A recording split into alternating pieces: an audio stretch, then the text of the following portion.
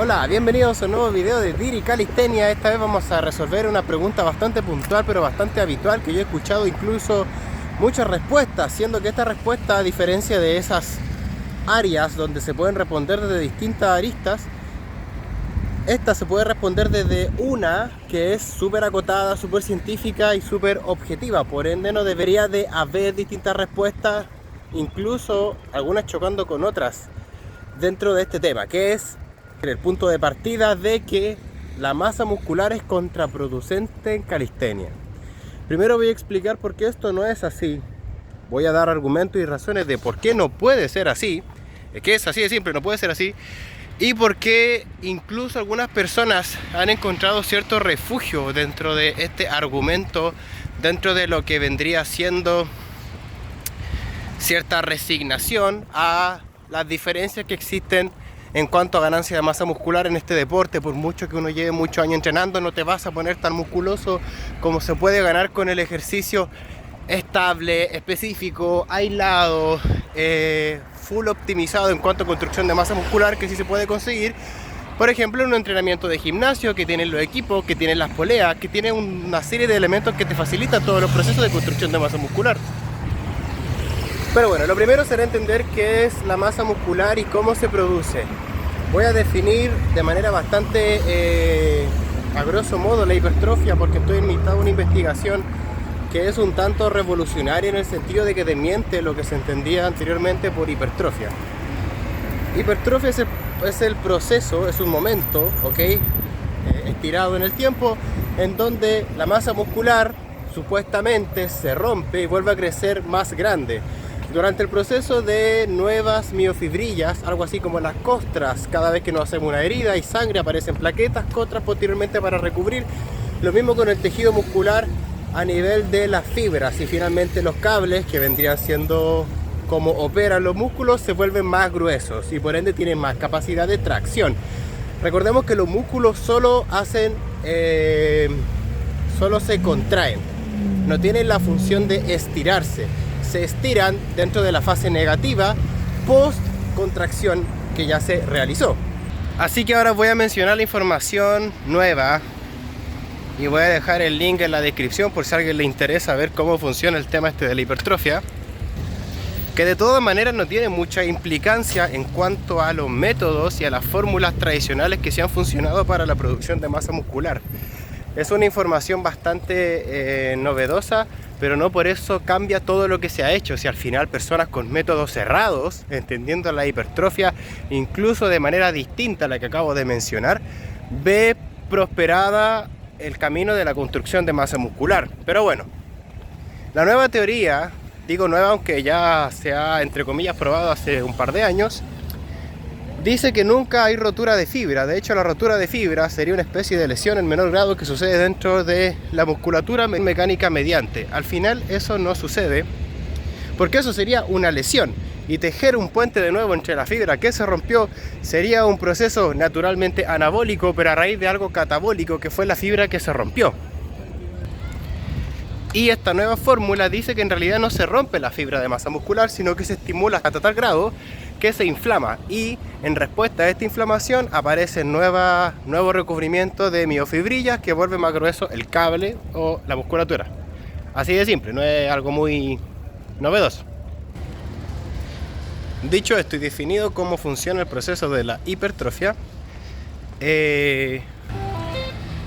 tenemos que lo más importante es la tensión mecánica, Entonces los ejercicios que sometan a musculatura a tensión mecánica en un grado tal que se produzca la adición de nuevas miofibrillas será un proceso hipertrófico, y la fibra será más gruesa, pesará más y tendrá más capacidad de contracción.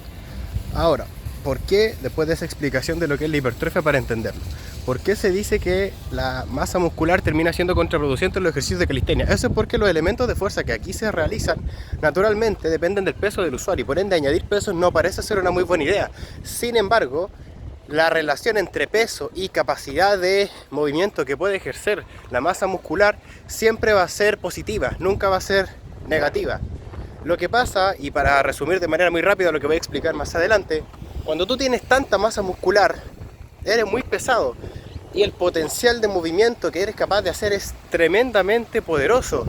El atleta teóricamente más poderoso es aquel que se volvió poderoso en los dos campos de la hipertrofia, la sarcoplasmática y la sarcomérica. La sarcomérica, adición de miofibrilla, y la sarcoplasmática, que los músculos tienen más capacidad de reserva y de energía. El mejor atleta es ese, naturalmente con un sistema nervioso hiper optimizado. Lo que pasa es que mientras más masa muscular tienes, más difícil es optimizarla, es llevarla a ese 80-70% donde eres capaz de realizar movimientos de alta demanda en cuanto a requerimiento mecánico.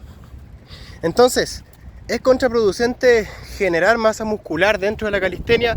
Para nada. Lo que pasa es que el método de entrenamiento para optimizar un atleta que sea masivo en cuanto a masa muscular va a ser tremendamente largo y tremendamente complicado, hasta tal punto que hay atletas que no recomiendan la construcción de mucha masa muscular, porque esta parte, la de optimizarla, es incluso más difícil que la misma producción de masa muscular.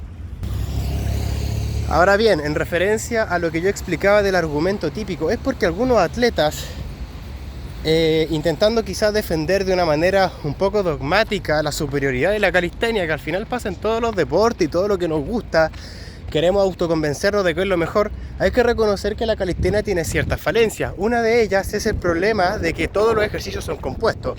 ¿Y por qué digo problema? Porque hablando específicamente de la construcción de masa muscular, está demostrado que todos los que sean esfuerzos secundarios en pos de mantener el equilibrio, de mantener la técnica, una forma, terminan acumulando fatiga accesoria a la fatiga y por ende estímulo que nos interesa en el músculo específico que queremos trabajar para la construcción de masa muscular. Por ejemplo, haciendo un handstand, tú quieres hacer handstand para construir masa muscular en el hombro, pero el handstand depende del equilibrio, vas a tener que cansar los antebrazos. Es tan grande el grupo muscular que usa que termina siendo disipado, digregado la ganancia que tú querías, en este caso para el hombro. Por ende, si yo tuviera que recomendarle a una persona cuál es el mejor método para conseguir masa muscular, si eso es solo lo que le interesa, porque quizás se quiere dedicar al mundo del fisicoculturismo, de ninguna manera serían los ejercicios de calistenia, debido a, entre otras cosas, la falta de especificidad y los elementos complejos en cuanto a, además de la fuerza y la capacidad mecánica, tú tienes que ser capaz de mover de otros elementos como es técnica, posturas, todo lo que conforma la performance deportiva. Entonces, ¿la masa muscular es contraproducente en calistenia? No, no tiene por qué serlo. Será contraproducente en la medida de que no sepas utilizarlo y se convierte en un lastre. La analogía que se me ocurre es como hacer que para que vaya más rápido un avión le incluimos nuevas turbinas, pero las turbinas son tan pesadas que producen menos fuerza de la que generan como carga al avión y por ende el avión va más lento. Entonces en ese caso no te conviene ponerle turbina. Por eso es que muchos atletas parten desde un estado de físico que son muy delgados, ectomorfos, y van ganando masa muscular en una relación muy seguida con la adaptación del sistema nervioso que tienen, y da como resultado atletas que llegan después de años de entrenamiento con un físico bastante musculado, nada comparado con lo que se puede alcanzar naturalmente en el gimnasio, pero un físico para nada mal, y con un sistema nervioso también muy optimizado que se ha construido durante los años a la par con esa masa muscular. Por ende también los procesos de volumen y definición no son muy populares dentro de la calistenia, porque es lastrar todo lo que es el rendimiento y performance deportiva, que al final cuando uno quiere y necesita ese input de energía por ver los elementos cómo están avanzando, que igual es importante comprobar cómo vaya avanzando en los elementos, se ven afectados y a muchos atletas eso no les gusta. Bueno, eso ha sido el video de hoy. Espero te haya gustado. Si no estás de acuerdo, hablamos en los comentarios. Un abrazo.